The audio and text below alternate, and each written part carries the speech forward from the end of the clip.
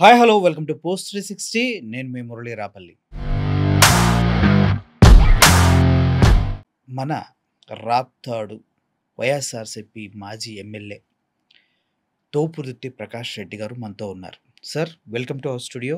నమస్తే. కేతిరెడ్డి గారు ధర్మవరంలో ప్రతిరోజు తిరిగారు సార్.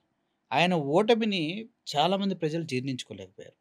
మీరు కూడా చాలా చేశారు. నాకు తెలిసి 50 కోట్ల వరకు ఖర్చు పెట్టారని నేను అవును. విన్నాను.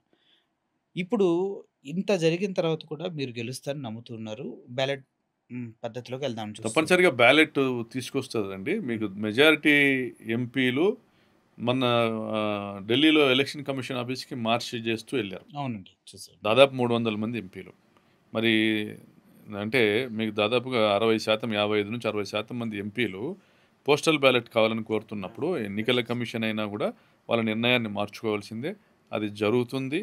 ప్రజలు కూడా మా ఓటును దొంగతనం చేసిన పార్టీ ఇది తెలుగుదేశం పార్టీ అనేటువంటి ఒక వ్యతిరేకతను, ఒక ఏవగింపును ఆ పార్టీ మీద పెంచుకునేటువంటి పరిస్థితి ఉంది. ఎందుకంటే నా ఆస్తిని ఎవరైనా దోచుకున్నా, లేదా నా ఆత్మగౌరవాన్ని ఎవరైనా దోచుకున్నా, నేను ఏ విధంగా తిరగబడతానో ప్రజలు ఆ విధంగా తిరగబడతారు. డెఫినెట్‌గా సార్. తిరగబడతారు. ప్లస్ రెండోది, తెలుగుదేశం పార్టీ కార్యకర్తల కుటుంబ సభ్యులు కూడా జగనన్న ఉన్నప్పుడు పథకాలు వచ్చేవి, నెల నెల ఏదో ఒక డబ్బులు వచ్చేది, బతికే వాళ్ళము.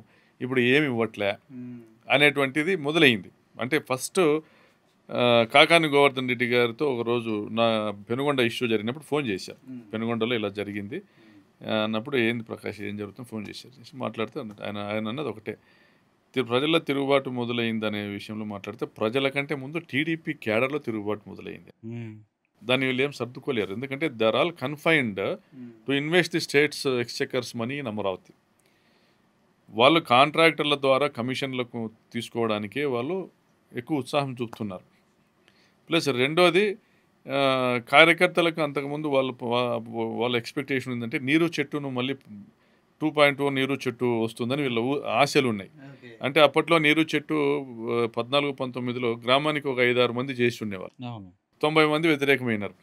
ఇప్పుడు మేము మిగిలిన 90 మందికి ఇప్పుడు వస్తుందని ఆశతో ఉన్నారు. అది సాధ్యం కాదు, చేసేది ఉండదు. కాబట్టి క్యాడర్ను సంతృప్తి పరచడం అసాధ్యమైన విషయం. సో ఆ తిరుగుబాటు ఉంటుంది.